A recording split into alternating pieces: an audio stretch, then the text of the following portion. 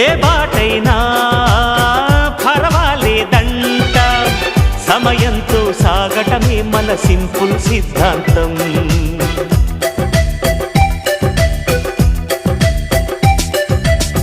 చిరుగాలికి పరిమళమిచ్చే సిరిమల్లెల వనమై ఉందాం, గగనాన్ని నేలను కలిపే హరివిల్లుల వంతెన అవుదాం. ఆనందం అంటే అర్థం మనమందా, ప్రతి పూట పాటై సాగే హుషారు సరిగమలో. ఎన్నో ఎన్నో రాగాలుండే సంగీతం కాదా, చల్లకి నవ్వుల కేరింత.